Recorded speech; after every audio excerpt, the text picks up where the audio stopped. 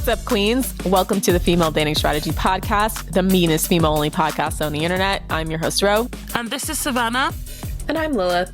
Today we're going to be talking about the Gabby Petito case. Specifically, we're going to be reacting to the body cam footage by the police. For those of you who've been following this case on social media, I'm sure a lot of people are already familiar with this case, but we're going to do a bit of a rundown of the details of the case just for those who are not so familiar. Yeah, and bring it into a broader discussion about how to protect yourself against men like this, and also the red flags to look for. We're going to be breaking down some of the red flags in the police body cam footage. So a bit of a background on Gabby Petito. Her and her boyfriend, Brian Laundrie, had been dating for a few years, and they had started a van life YouTube channel. And anybody that follows social media, the van life vloggers really took off in the past couple of years, maybe 3-4 years. And it's basically where a solo person, but often a couple, sell all their worldly possessions and then travel the country in a souped out van. So they are essentially travel vloggers. So it's a pretty popular genre of YouTube videos as well as on Instagram. I think we all dream of, being able to travel and being able to see, all the wonderful things that life has to offer. A big part of it is minimalism. There's always some part in the video where they describe how they're so much better off not having all of the things that used to tie them down. They've learned that they can live anywhere and be anyone. It's fairly lucrative for a lot of the early adopters, I think. Yeah, there's some of them. I mean, they have millions of followers and they do take a lot of really cool pictures. So that's the background in which the world was introduced to Gabby Petito and Brian Laundrie prior to Gabby's disappearance. And then the larger world was introduced to them, obviously, after her now confirmed homicide. So July 2nd, the couple left Florida to travel through Colorado and Utah. August 12th, August 12th is a big date. That's the date that Gabby Petito and Brian Laundrie were stopped by Moab police in Moab, Utah. They received a 911 call saying that a male was seen hitting or slapping a female. And when the police arrived there, they found what they called a domestic dispute. And by now, I think millions of people have seen the body cam footage. It's very hard to watch. It's very creepy, but we'll get into that in a moment. So on August 19th, they posted on YouTube their channel, Van Life, beginning of our van life journey. August 19th, this was after the domestic incident. So they posted a video about their van life. It was very idealistic, very lots of pictures of them kissing, like holding hands, walking down the beach, that sort of thing. So it's almost creepy to me that happened after the domestic violence. Like that was posted a week after the domestic violence dispute. It also goes to show you cannot trust the relationships that you see on social media and Instagram. Yeah. Yeah. So much of it is contrived and so much of it is them only showing you the parts of the relationship they want you to see. Yeah. I mean, they were already on the road for over a month based on the timeline when the police were called, and then they posted their video a week after that. So the last time that Gabby was seen alive was checking out of a hotel in Salt Lake City, Utah on August 24th. Then Petito's mother said that she last spoke to her daughter August 25th. And that was also the same day that her last Instagram picture was posted. Yeah, so a witness claimed in a TikTok post that she and her boyfriend gave Laundrie a ride in Grand Teton National Park August 29th, that he was camping alone for days. That's suspicious. So this is a guy who, for at least from the last time that Gabby was seen on the 24th, 25th to the 29th, that he was aware of her death, that he's still out here camping, and she then more than likely was dead somewhere between this time. Yeah. That's like the kind of fucked up thing about him, is that he probably murdered and then he's like just going back to enjoying his vacation, Yeah. Yeah. So then September 1st, police said that Laundrie returned by himself to Florida in Petito's white van. He was seen for the next week or so, like cleaning his van, mowing the lawn, just going about his day. September 11th, Petito was reported missing by her family to the Suffolk County Police Department in New York. Her family lives in Long Island, New York, and said that Petito stopped communicating with her friends and family. She was believed to still be near Grand Teton National Park in Wyoming. And then during this time, for some reason, Brian's family never thought to tell her family where they were or what was happening. The only reason why why Gabby's family reported the disappearance to the police was just because they hadn't heard back from her. Yeah, it was very odd that he showed back up to his parents' house. In her van. And it seems weird that the parents didn't ask questions, or maybe they did and he gave them some lie. But either way, I think I don't know how close or how far they live, but the fact that he was riding around in her van without her should have been a red flag. A red flag enough, yeah. And he didn't report her missing. He just carried on for another couple weeks, even though she wasn't with him. It's very bizarre. Yeah. And then on September 14th, Landry and his family released a statement saying that he will remain silent under the advice of his counsel, which super sus. Like, what kind of person comes back from a road trip where your partner just disappeared, apparently, and then the first thing you do when you get back is lawyer up? You don't even go to her family and say, oh shit, Gabby's gone missing, like, like, this is supposed to be your fiance, like, the person that you're closest to, and you just go ghost on her family when she doesn't come back with you. It's so... I don't know what kind of person would be cool with that.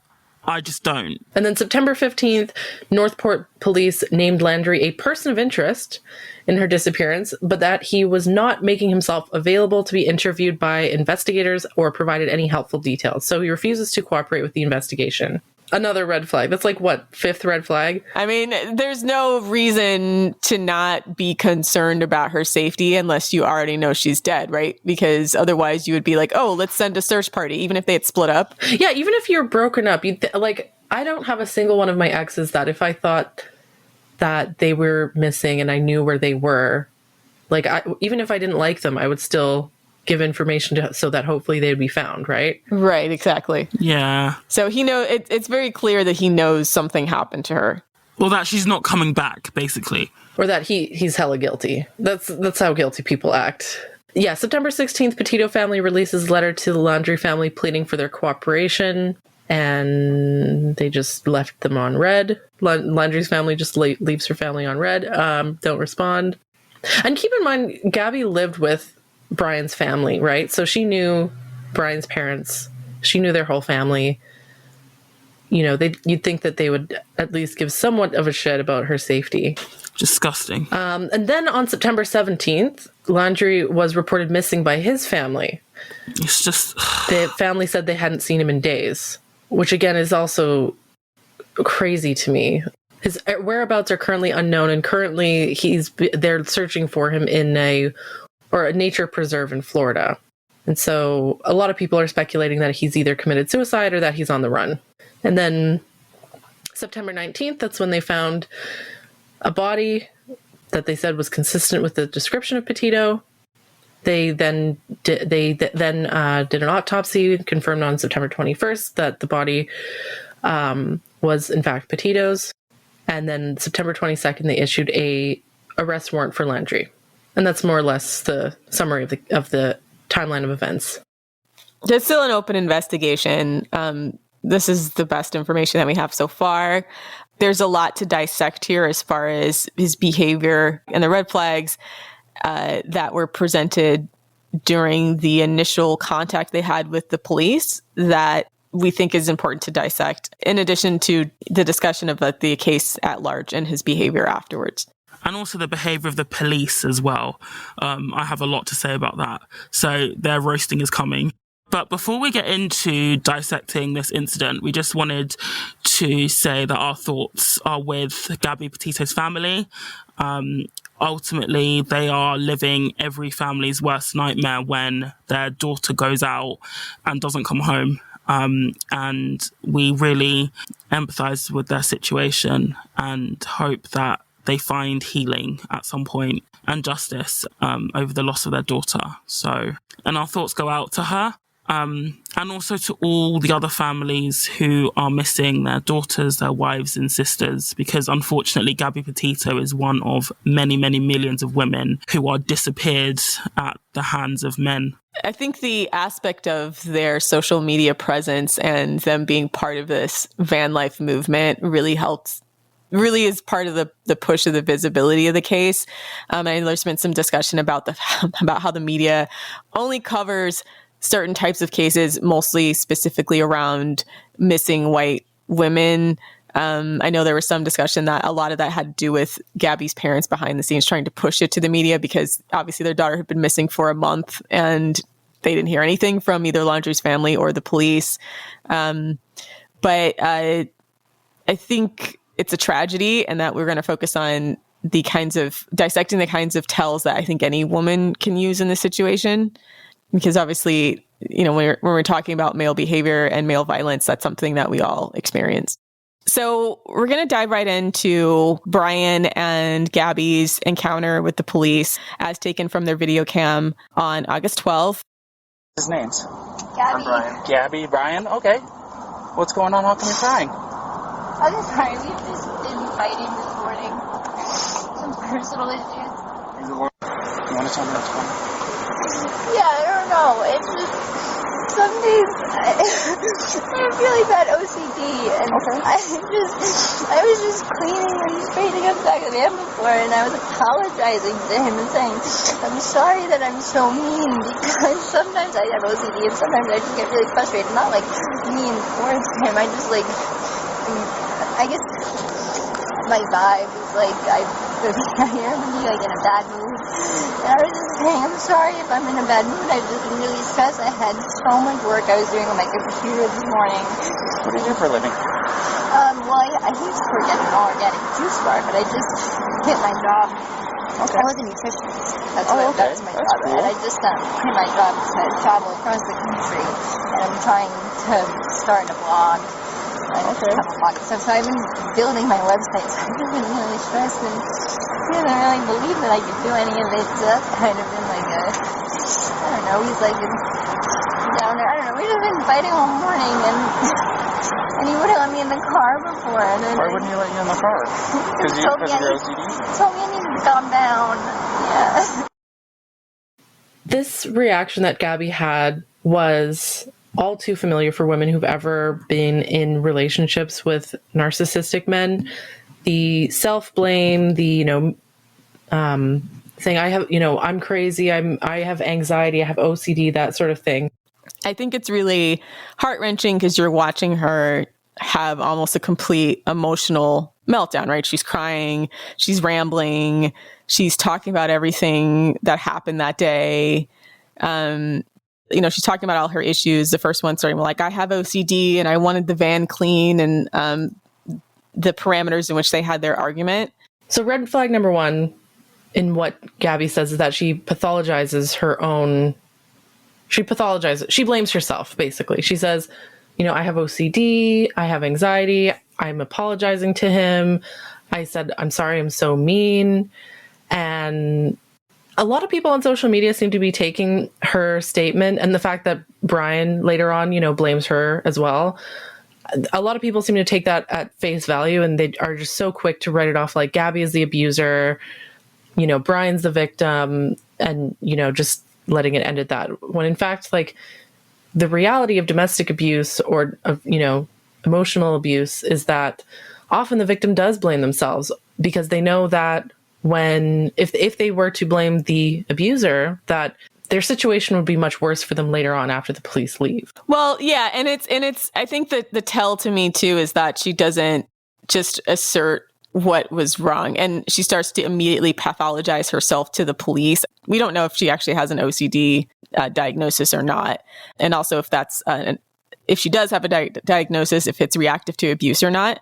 But I think the first tell that she was already undermining herself and undermining her feelings is the fact that she immediately went into pathologizing the fact that it seems like she just wanted the van to be clean, which doesn't seem like it. Very strange. Yeah. Like, I'm so crazy because I want a tidy van. Like, basically this conversation has all the red flags of coercive control. The line, he wouldn't let me in the car. He told me I needed to calm down. Like in our episode with Al Kamihira, how an abuser often will use coercive control to control every little minute thing that the victim does, right? And very often they do end up blaming themselves or labeling themselves crazy, because that's what coercive controllers do, is they actively break down your psyche and make you think that you're crazy, so that you're not able to recognize that the abuser is the problem. I mean, it seems like, from the footage, that what Gabby's experiencing or what happened might have been an incident of reactive abuse. And it's also quite interesting how she said, we've been arguing all morning, whereas he was like, it was just... It came out of nowhere.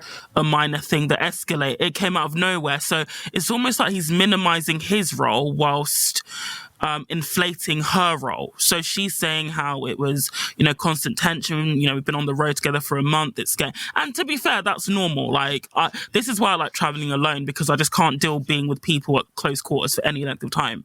So that's quite normal to be, especially when you're living in a tiny van as well. Like, you've got no privacy, and it's just... It's long. So she was saying a very different story, and he just said, it just came out of nowhere, and it's just, she's got this, and that, listing off, various instances of poor mental health. So I do think what we're seeing is reactive abuse. That was my initial impression anyway.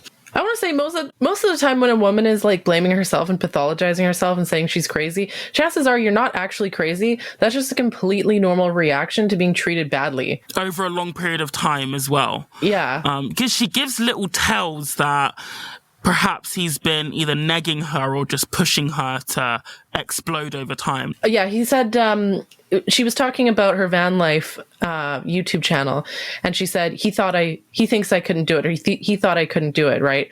So it's been very clear that he's probably been, complaining or having a negative reaction to her completely normal desire to, document her travels, have a YouTube channel, that sort of thing, right? So he's probably been wearing down her self-esteem for a very long time.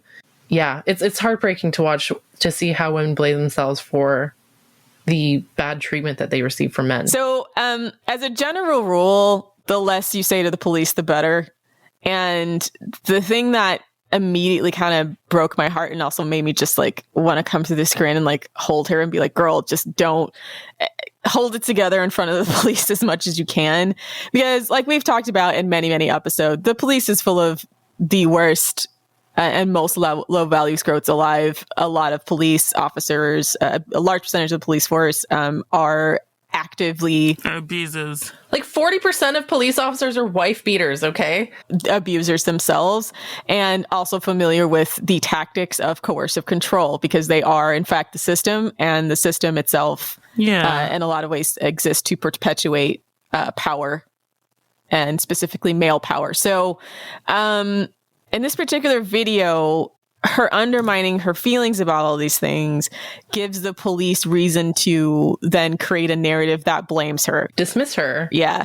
So what's really, really frustrating is because you can almost see as she's talking about it, okay, this is how the cops are going to then build a case against her, because she's pathologizing what seems on the surface as a reasonable request of wanting the van to be clean. And then also being upset that Brian apparently locked her out of the van all morning. I mean, especially, I'm guessing August in the middle of fucking desert is probably insanely hot. So you're also dealing with a person who's more than likely just reacting to the actual weather. If you've ever been in that kind of hot weather, it can just make you very emotional. So you have the...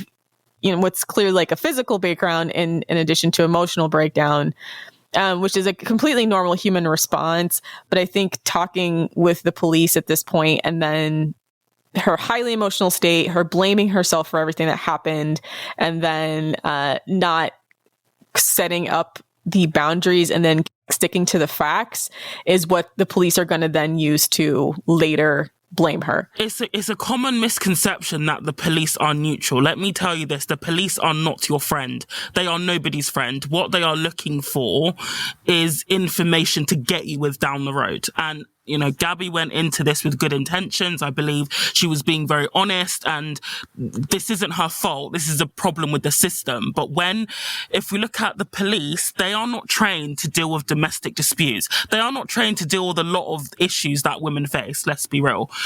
So when they come across it, they come into it with their own prejudice, with their own ideas of how things worked. And again, like Rose said, a lot of them are misogynist. So what you get is misogynists crafting the narrative, which is what's happened here. Like, none of them are mental health professionals. None of them said, okay, let's get you to a hospital to get you evaluated. None of that. They just took her word for it that she was hysterical. And these men, they may have, I think one of them had experiences of a woman being, in quotation marks, hysterical. We don't really know if that's true. And then he used that schema. He was like, yeah, my ex-wife was crazy. Yeah. Ex-wife being the key word.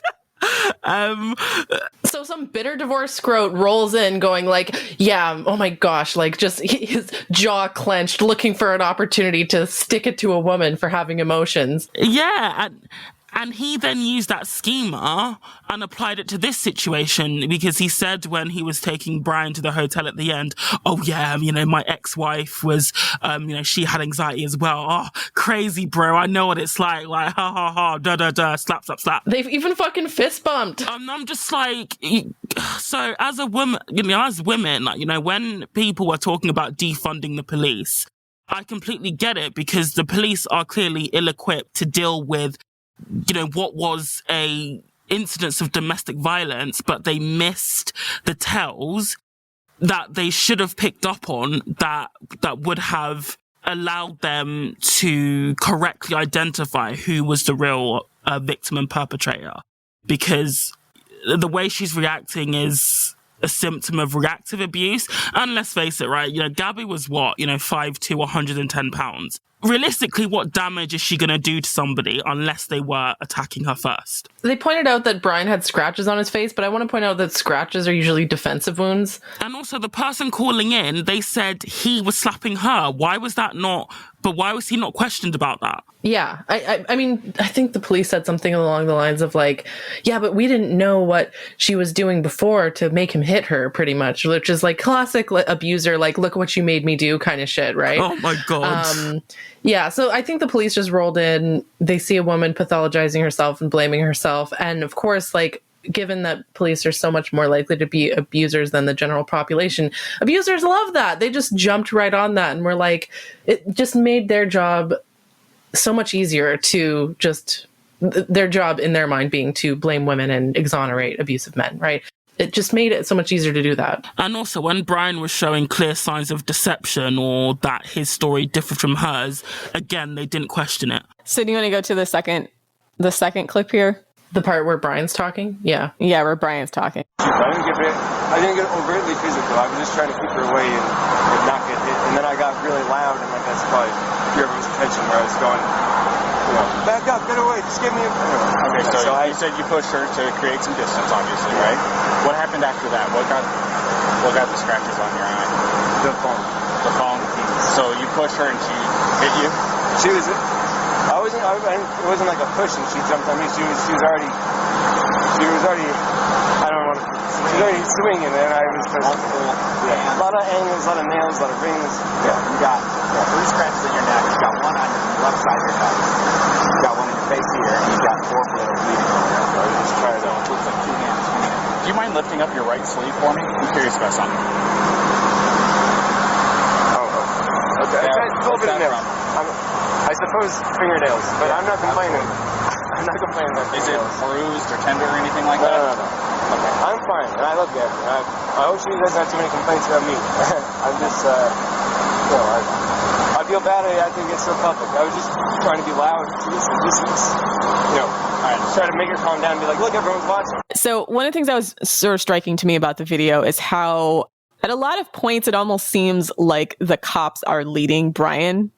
It's both, scrote recognize scrote, but also I know the police just are always trying to create a narrative so they can just wrap up a case and leave. So they've been known to do this, that they lead the conversation in order to create a plausible enough narrative for them to base a case on, right?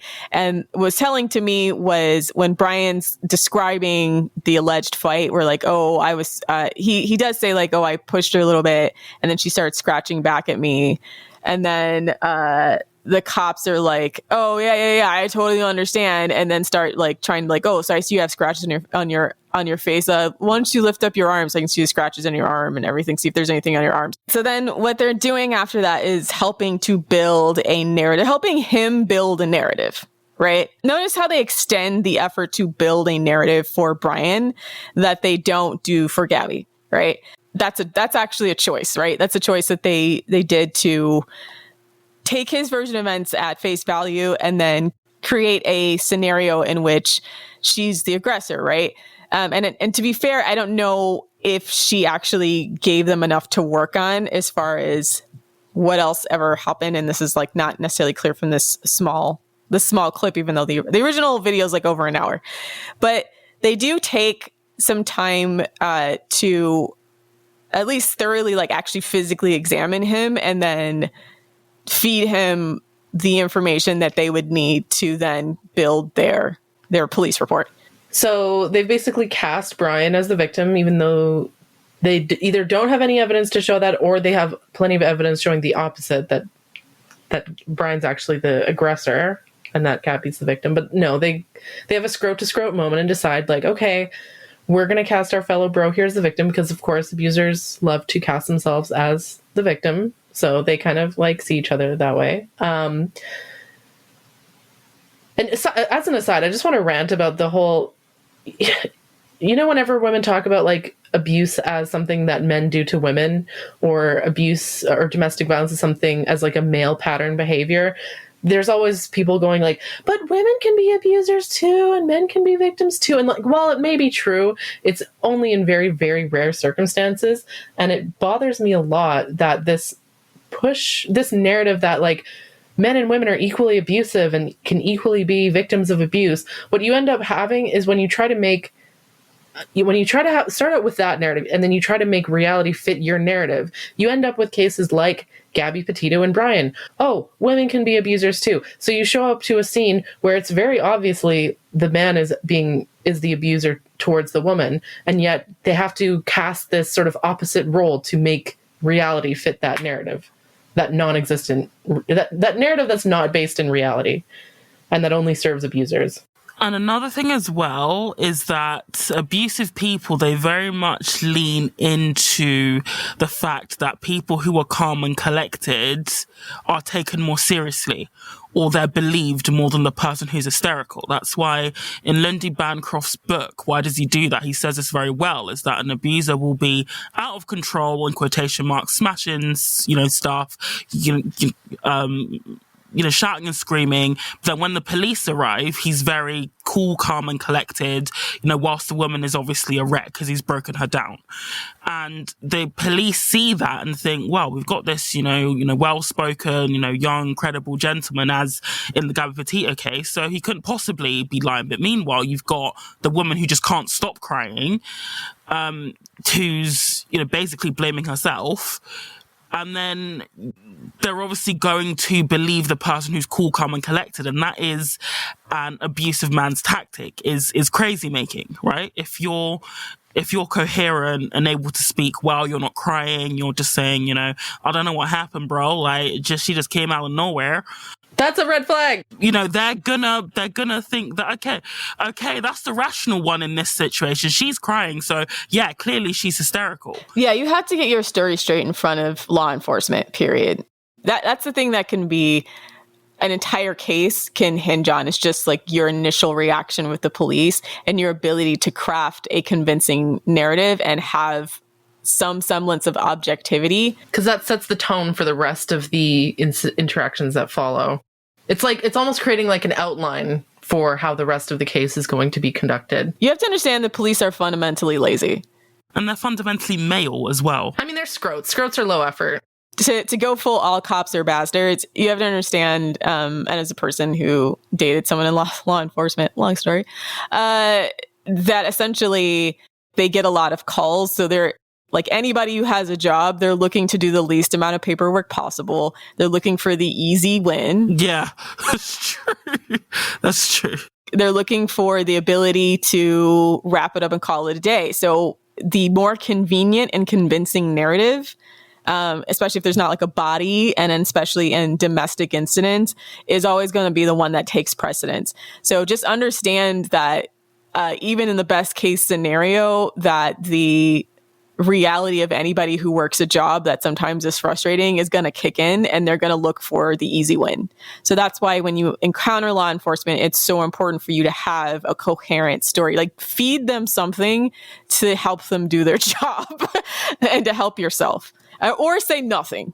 Plead the fifth. Either say nothing. I mean, it's so hard for women who are actually in that situation when you're fresh out of the, when you've just been subjected to, emotional abuse. Or here's another red flag was the driving thing, right? So he says that she grabbed his arm, and she didn't say that she grabbed his arm. She just said that they were arguing while driving, and that was the result of the reckless driving.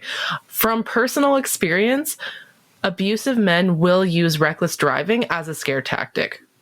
Like, I have had times where I'm sitting in the passenger seat arguing with a man, and he'll threaten to like drive. Like, there have been times where I've been dating a guy, I'm in the passenger seat, and he threatens to like, drive off a bridge or drive into a tree or something like that.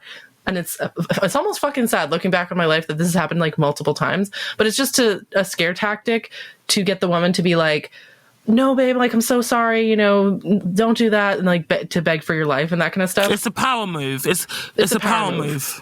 Yeah.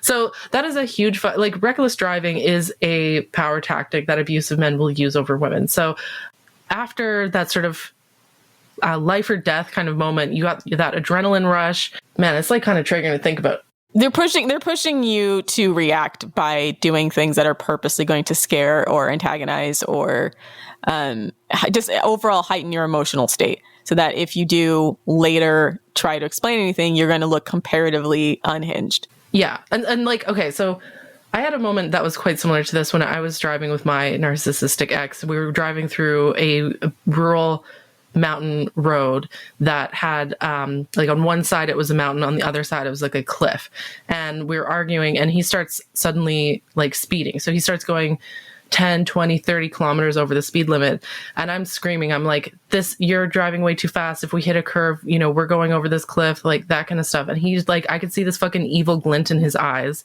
saying like he clearly enjoyed like my distress. But after that happened, it's like, I thought I was going to die. Like when you have that moment of like thinking you might die, it's like you can't control yourself, right? I'm trying to think like what would I have done if I'd been pulled over by the police in that moment? Would I have been able to, maintain my composure? It's really fucking hard, but it's something you have to do. I think you just need to channel it into righteous anger. And that's something I can think of is like, not pathologize and immediately blame yourself, but be like, this asshole went 30 over the speed limit and almost killed us both. Right. And this is where if you have healthy self-esteem. But I would have been acting crazy. That's the thing. If you have healthy self-esteem, you can do that righteous anger. Right. And healthy boundaries. But an abuser, if they've been doing their job right, quote unquote, right, as an abuser, is breaking down your self-esteem. So they'll start before that. Like, well, I had to go fast because like you were being irrational or something. And so then someone like Gabby, whose boundaries don't seem to be that great, would have been like, well, I was acting really irrational in the cars, and then he had to speed up and, or something like that, where it seems like his behavior in reaction to her behavior is clearly disproportionate, but it doesn't come across that way because she spends so much time blaming herself before she gets to the fact that he did something actually insane. Which actually, I would even actually put locking your girlfriend out of a van in the middle of the desert in August is insane behavior. Yeah, he's the crazy person here. Yes, that is insane. I actually hate the police. I'll say it on record. Oh, the part where he says, I hope she doesn't have too many complaints about me. That was the other red flag when he was talking to the police. That's an admission of guilt. Yes. Like, their stories don't match up. She's blaming herself. She's being apologetic. Here's the thing. Okay, so for all the people trying to cast Brian as the victim and Gabby as the abuser, if that was really the case, the way that Brian would have acted Like, let's say Brian was innocent. If a man who's in a relationship with a woman he loves is going to want to protect her. So he's probably going to want to say things about his partner, like, you know, to try to smooth things over. He's not going to just immediately like blame and, you know, throw her under the bus. The very fact that he was so quick to throw her under the bus was another red flag. And then the saying, I hope she doesn't have too many complaints about me. That knows he's done. That means he knows he's fucking guilty. That's a really good point, actually, because, you know, let's say, like, you know, you rightfully said, if she was the aggressor, we know that if a victim speaks out against their partner, the repercussions can be very, very bad. And the fact he was just so comfortable, just, you know, like I said, laying the blame at her door, it shows that he knows there's going to be no repercussion. Yeah. And then there's a moment where the police say, so, you know, you're the victim here. Gabby's the aggressor. And Brian fucking laughs. It's deepest delight. It's the deepest delight, as they called it. Yeah. Yeah, he scoffs. He's like, like that, like when a narcissist has crafted a narrative that they know is not true, the moment when other people buy that narrative, that's when they're like, holy fuck, like these idiots around me actually believe my lie. Like, I'm such a genius and these people around me are so stupid. It's called deepest delight. That's why if you see someone, I'm not saying all the time, but it's common when, if it's a serious situation, they start grinning and laughing a lot. It's because, you know, they know it's bullshit, but they're happy that somebody else believes them and they start smiling, basically. Yeah, so if he was really the victim in that situation, he would have been dead serious. Like, if you're a victim of domestic abuse and someone comes up to you and says you're a victim of domestic abuse, you don't laugh, right? You would just be like, fuck. You would just sit there like dead serious. But the fact that he wasn't taking it seriously is another red flag. He knows they're painting this narrative that he's the victim here because they're checking for bodily injury. And I don't know, and to be fair, I don't know what the laws are in this particular state or particular county, because sometimes there are laws that say whoever has if somebody has a bodily injury, they have to take someone into custody or something like that. I don't think anybody actually got arrested, but they actually have to believe the person with a bodily injury. And we go into this a little bit in the coercive control episode of that sometimes even well-meaning domestic violence laws can have applications that in practice are unfair because they're open to the interpretation of the police officer at that given time. And again, like I said, a lot of cops are just lazy. And so if they're just like, okay, we can build a case based on the fact that this guy has a scratch, so over and done, Johnson, let's get out of here, right? And at the end when they say, go up to Gabby, like, we're not going to cite you, like, she should be fucking grateful to them. Like, oh my gosh, thank you for not citing me for something in which I'm a victim.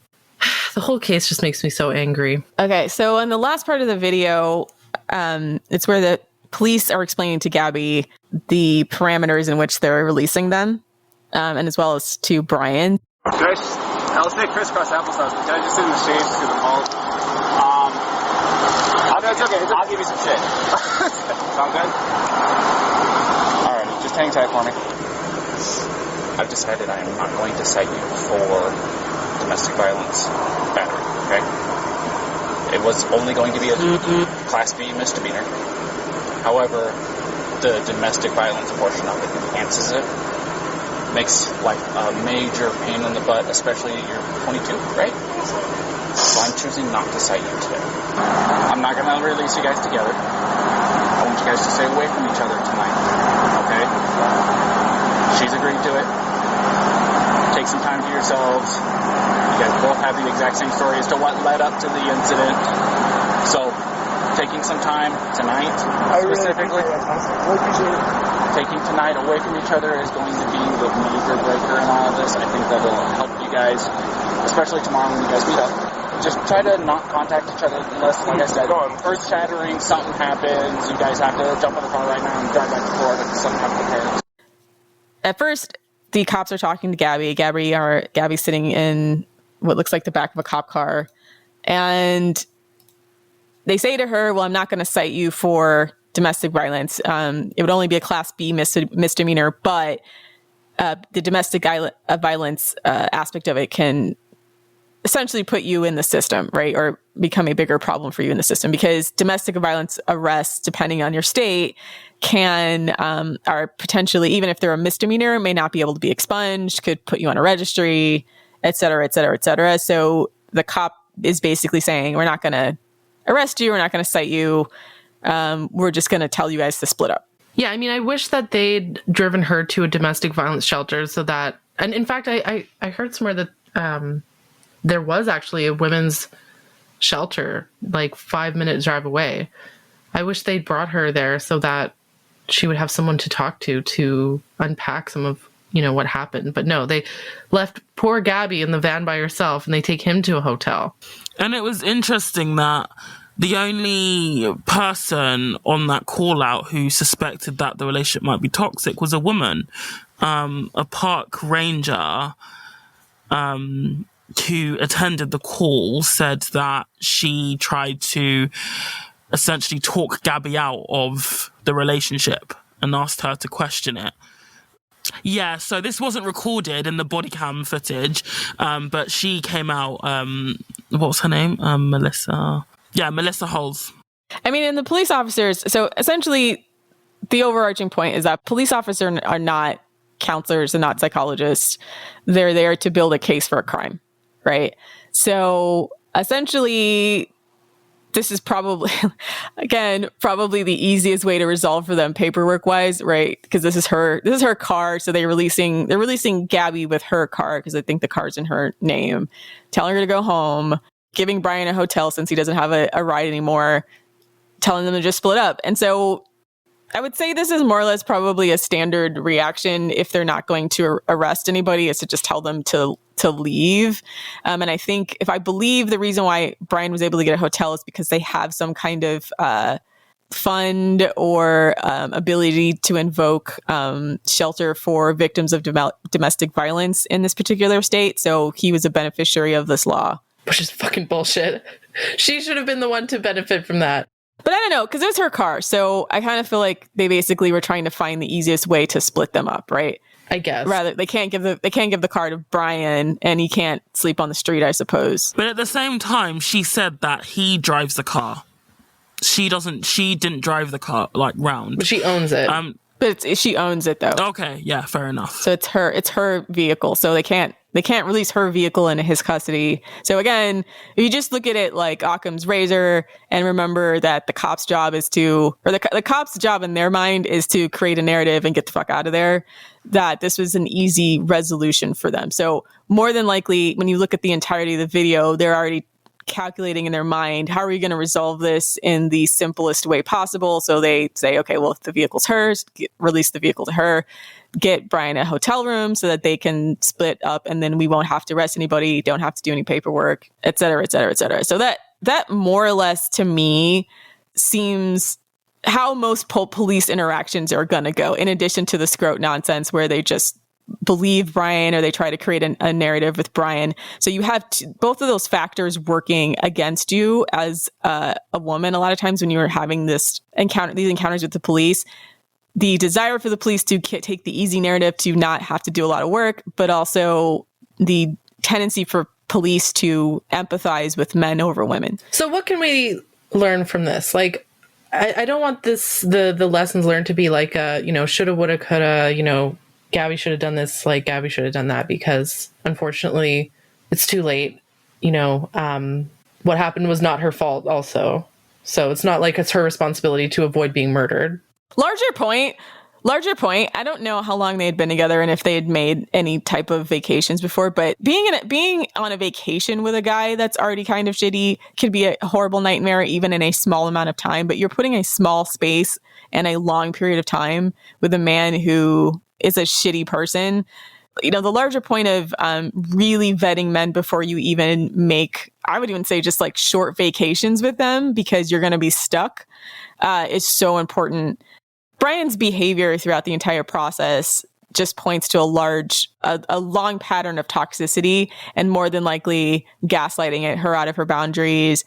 Seems to have a lot of toxic elements. So many women seem to have just accepted this idea that it's okay to be if you're in a relationship, it's okay to be miserable a good chunk of the time. At FDS, we tell women, if you are if this man makes you miserable even a little bit, dump him. Like, walk away. He should be making you happy all, if not like at least 99.99% of the time, right? And the times he's not making you happy, it shouldn't be because he needs a personality transplant before he's a nice person. It can just be a minor disagreement or something like that. Something that isn't fundamentally wrong with him. Yeah, I was afraid he was going to lock me out of the car and then leave me for dead in the desert. Like, that's a pretty fucking big disagreement. It shouldn't be because there's something, fundamentally wrong with him. Again, the fact that he locked her out, that is a testament to his character, which is what I was saying. Like, they shouldn't need a personality transplant before you can enjoy the relationship. Yeah, so first of all, like, vet men heavily before traveling with them or being in a confined space with them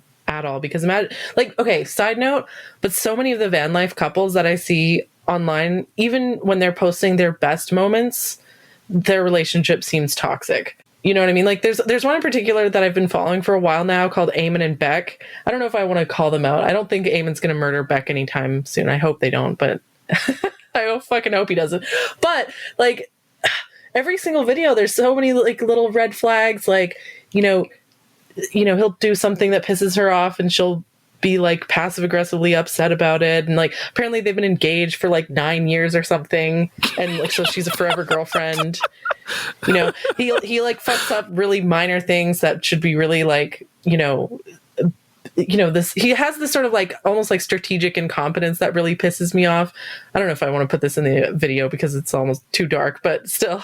The larger idea here is that don't let the beautiful scenery of the van life hide the fact that you're still going to have to be in close quarters with this person when the cameras are off for 24 hours a day for months at a time. And if your relationship is not stable, especially if you didn't live together before, and he's at least a tiny bit of a kind of a scrote, then there's going to be things that seem like little things that are suddenly going to blow up because you're in close confined quarters with each other. The thing with scrotes as well, they're like rotten apples, and the saying a bad apple doesn't spoil is wrong. It's a bad apple like ruins the rest of the bunch. Like, their toxicity will leak onto you as well. Yeah.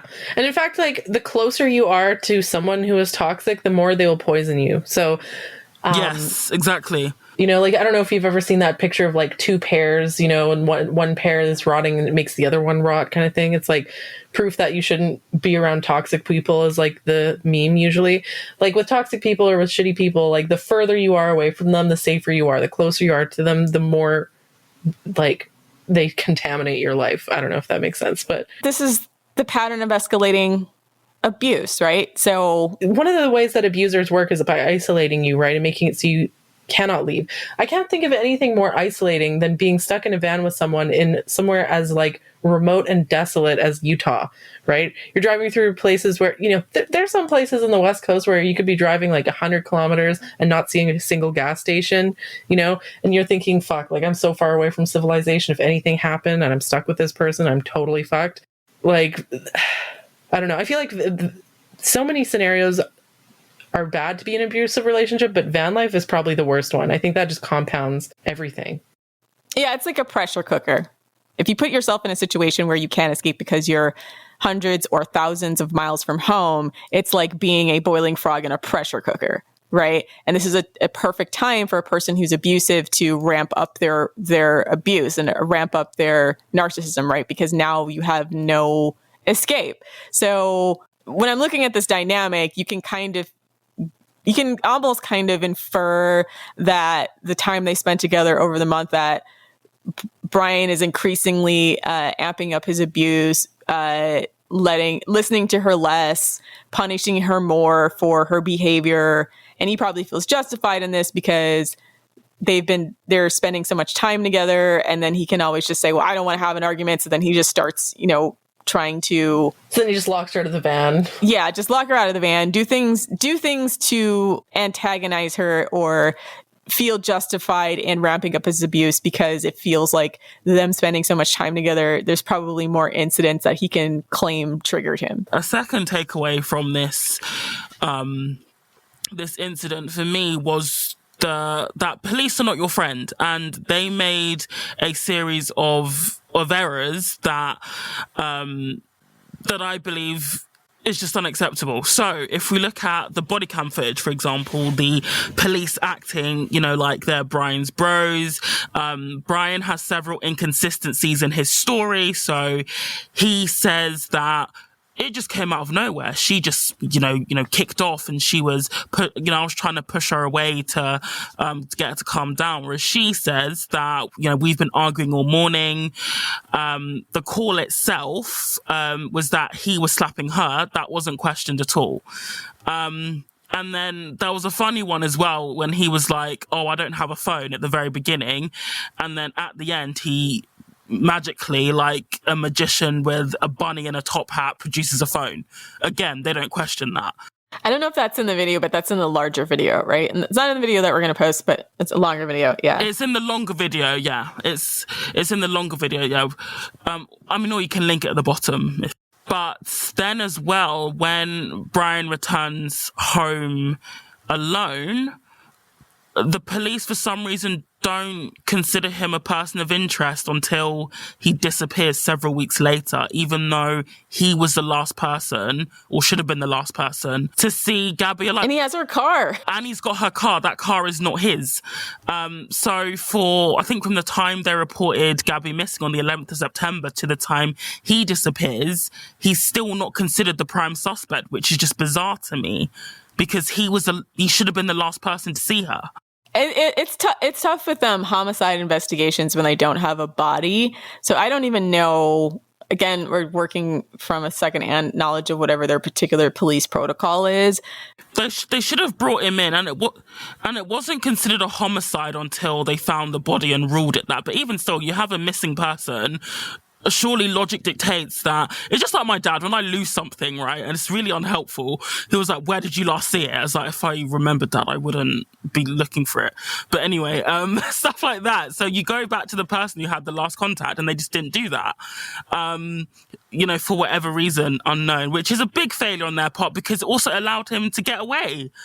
He up-sticked and left. Like, God knows where he is now, but perhaps if they'd brought him in, then perhaps they wouldn't be spending hours and hours doing a nationwide manhunt for this. So, and, the bigger point that I want to make, especially to women, is that the police are not your friend. If you are struggling with something like domestic violence, or you want to help women who are struggling with domestic violence, calling the police is sometimes like one of the most unhelpful things you can do, because they are not trained to deal with this issue. You are much better off donating to your local women's shelters or women's charities or homeless shelters, because they are, they will have people who actually give a shit and who are actually trained to spot abuse. The police ain't it. They're not it at all. Yeah, so it looks like it took a couple of days for them to get like a search warrant on the van. I'm just looking at the actual things here. So, and it's not even his van. Why are you back in someone else's car that's not yours and the person's not there? Like, shouldn't they have at least arrested him for car theft or something like that? Because for car theft, carjacking. That's carjacking. So here's the conversation about what actual protocol is, which is what they did and what they typically do for people who are not white. There's the law on paper, which it seems like more or less they were following. And then there's also the reality, which the police would have more or less jumped the gun, or more than likely brought in a person, just picked him up off the street if he were not white. Part of the reason why the police do that more so with white people is like the expectation they'll be able to lawyer up well, which makes the police reactive by trying to create an airtight case, which makes them take longer, right? Versus someone they know doesn't have any money that they can just pick up off the street, and they're like, oh, this asshole's going to get a public defender, and it'll be easy for us to Swiss cheese through that.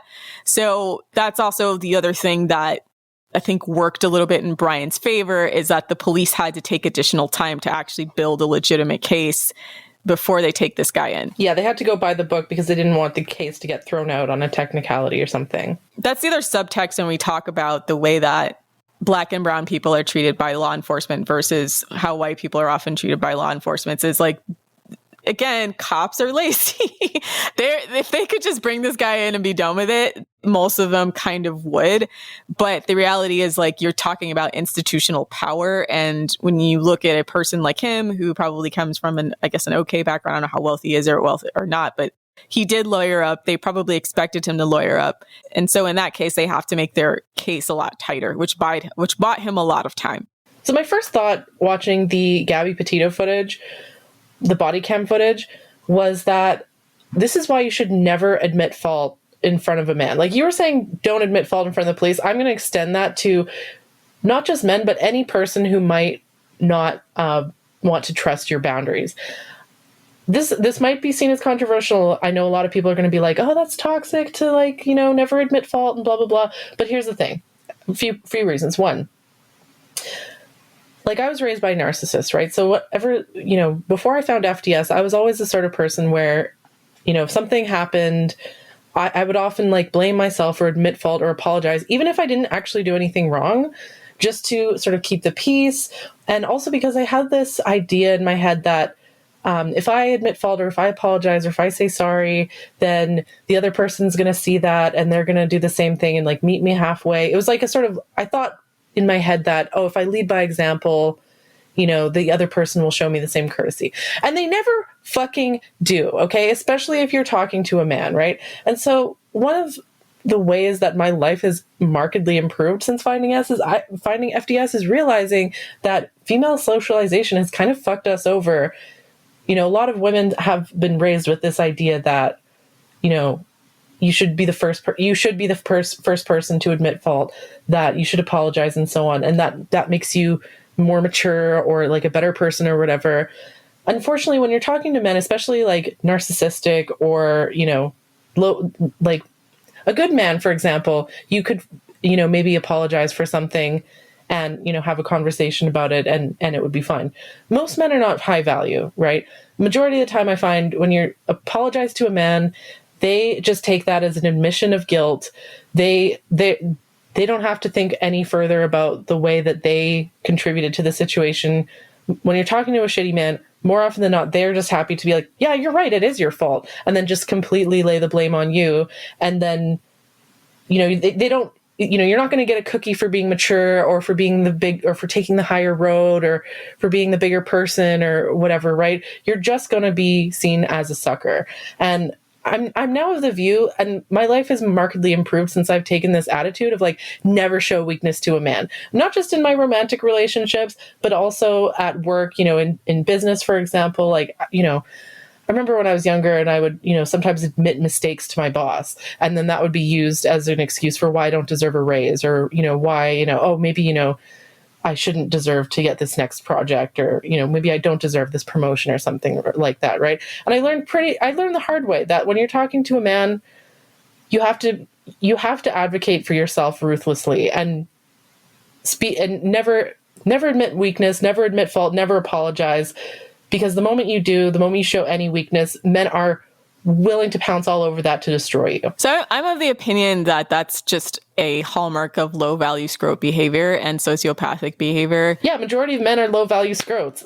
So that's why you have to act that way with them. To extend that to the workplace, like the workplace, especially in a capitalist system, often rewards psychopaths and sociopaths.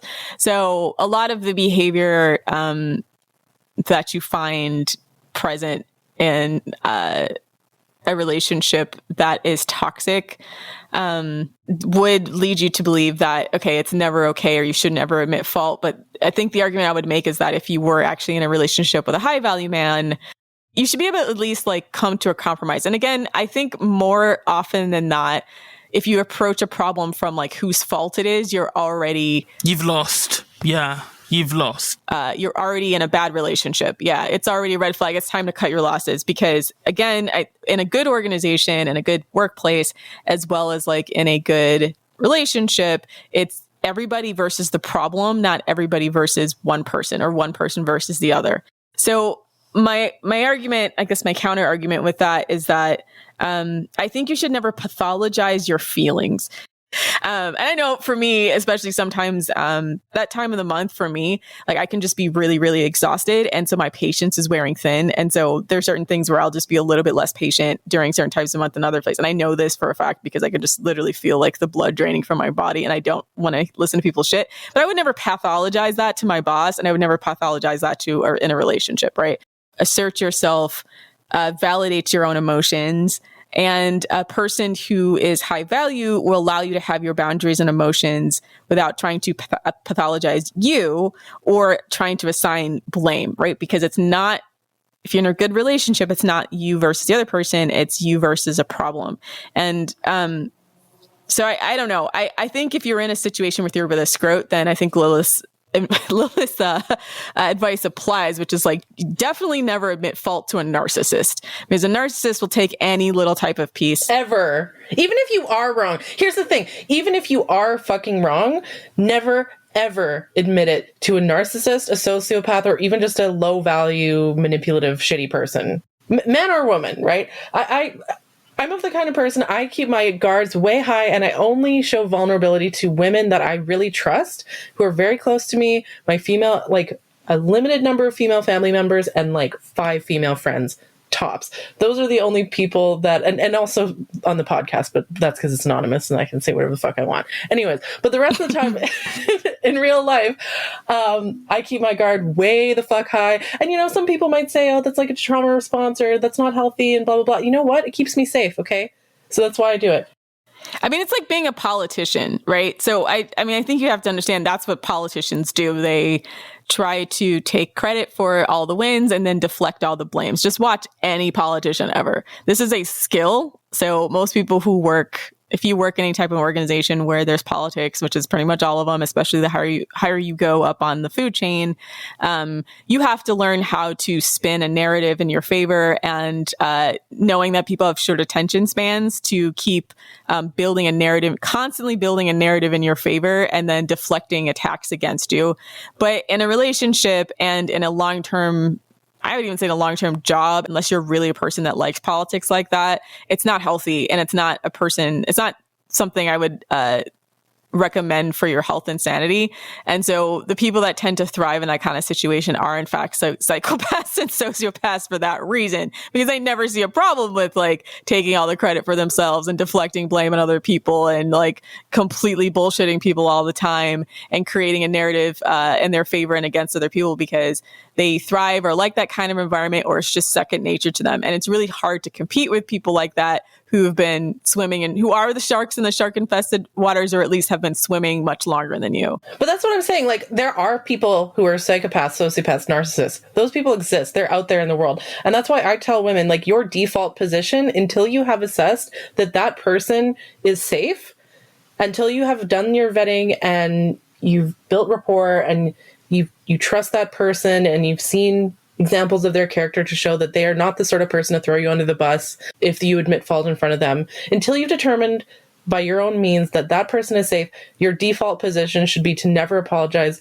never admit fault, never show weakness. And I know a lot of people are going to be like, oh, that sounds miserable and I don't want to live my life like that. Well, that's your choice. You can live your life however you want. Well, I think you have to test them with something small. And I think, again, it's not... Oh, that's the blood in the water strategy. Have you heard about that one? It's not a never. It's just a matter of like being strategic about it.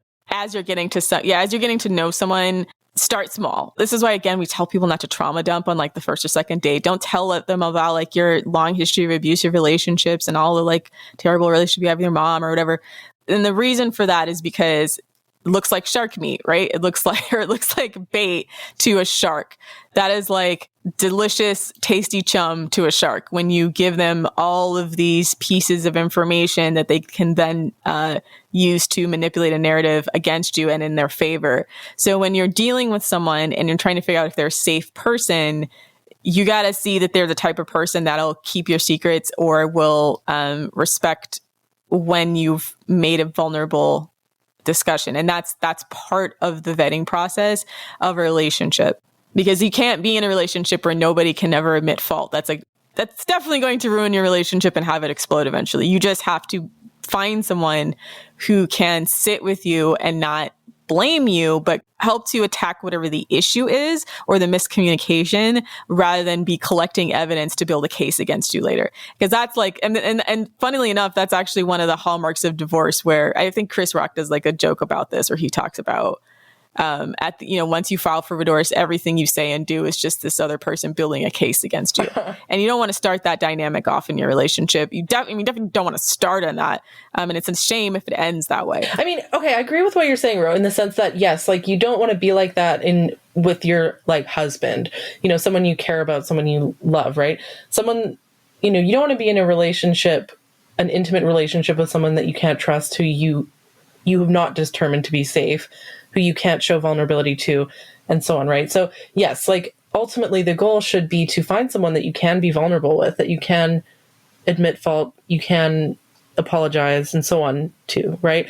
But what I'm saying though is, like, it's one thing to be like, this is the ideal situation, and it's the other thing to be like, this is the reality of the general world that we live in, right? So what I'm suggesting is, like, there's basically two different strategies almost, like the way that you are with the world, when you haven't yet determined that they're safe, and then and then once you finally determine that someone is safe, then you can relax a little and, and then have honest conversations with them about, and try to have these kind of problem solving type discussions, right?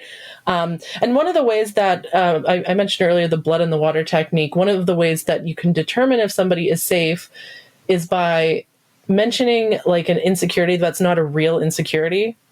So say something like, oh, I'm really insecure about, I don't know, how my arms are super long, or something random that you're not actually insecure about. And then see if this person tries to use that against you. Like, if they make a comment like, oh, look at your gangly arms or something like that, that's a sign that they're probably a narcissist or a sociopath, that there's something wrong with them for them to want to bring up. Or at the very least insensitive. Or manipulative, or there's something wrong with them, right? So, and the key is that you should bring up something that you're not actually insecure about, because if you bring up a real insecurity, that is when you're actually giving, you may be accidentally giving ammo to somebody who, like, real ammo to somebody. You basically want to give someone, blanks. You don't want to give someone real bullets to use against you, if that makes sense. So that when they do try to use it against you, they're just shooting blanks. They're not actually shooting real bullets. I think, to your point, Liz, I think there's just a ton of women who have experienced or been in this dynamic before because of the way that men are more socialized not to admit fault. And that's how they socialize with each other as well, because we've talked about, and the larger culture has talked about, certain aspects of toxic masculinity where men don't ever drop the mask with each other. Yeah. Or it's very hard for them to show any type of emotional vulnerability because of the fact that most men, or a lot of men, don't feel either that their friends are trustworthy, or their friends don't know what to do with it, right? Or their friends are more likely to make fun of them if they start to be emotionally honest. So there's a certain level of way that men are socialized to that effect. So then when they get in relationships with women, even if they're not, like, actively sociopaths, it's just the way that they've been taught to relate to one another, right? So then when they bring it back to the relationships with women, so then, I mean, and I know I've seen this all the time with, like, groups of guy friends where one guy, they'll point out some fucked up thing about the other person, like, oh, your nostrils are too big, right? I don't know. Or, like, you have a crooked tooth. And so then that guy's called crooked tooth, right? Like, so for whatever. Yeah. So that's what I mean. Like, even guys that are not sociopaths or who are not narcissists, this is just how male and female socialization works, right? Men are ruthless with each other. Like, and that's how they're socialized with each other. And that's how they treat both men and women, right? Like, talking to a man, for me, a lot of the times, it's like talking to a brick wall, right? If you try to admit fault to someone like that, you're never going to win, right? You're never going to get the result that you want. And so I do think a hallmark of maturity, though, is that men learn to do that. Yeah, and most men are not mature, okay? That's what I'm saying. I'm saying, like, 90% of men out there, yeah, there's some exceptions who are high value, but the vast, vast majority of men have received this shitty male socialization, and they're immature, and they're selfish, and they will try to fuck you over. And that's why you have to have the default high guard, never admit fault, never admit weakness until you've decided that you can trust them. And the other thing is, like, some women, like narcissistic women, can be dangerous in this way as well. Well, and that's my point, is that, listen, like, if you do encounter a high value male and you can't work with him and can't admit fault, that he's going to run out of there screaming too, because there's enough of women that can't admit fault, that are narcissistic and who have cluster B personality disorders, that it would make you look like a red flag if you haven't learned how to. If you don't know when to drop the barriers.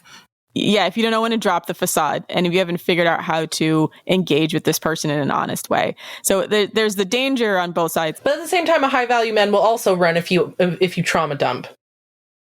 Right. So if you reveal too much, you don't want to go too extreme, maybe. Yeah. So there's trauma dumping is not just like overwhelming for the person, but it's also a hallmark of manipulators too. We talked about this as like people try to reveal trauma too early because sometimes they're just really, really emotionally needy, but also it's a way to kind of hook their claws into some people if they want something, right? If they're trying to work an angle from this person.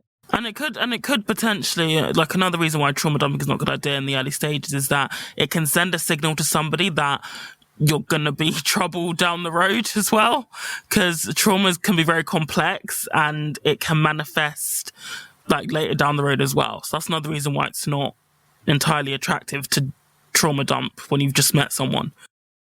But anyways, that's just my 2 cents. Like, it's up to the individual listening to this to decide which person is safe to show vulnerability, which person is not, and what's a good time, what's a bad time, and what kind of vulnerability is appropriate to show and when, kind of thing. So that's just my 2 cents. Do that with that information what you will, dear listener. Do we have anything else to say about this case? I think we've covered everything. So that's our show. Please check out our website at thefemaledatingstrategy.com, as well as our Twitter at fem.strat and our Patreon, patreon.com/thefemaledatingstrategy, where we have weekly bonus content. Thanks for listening, queens, and for all you narcissistic and sociopathic scrotes, die mad. See you next week.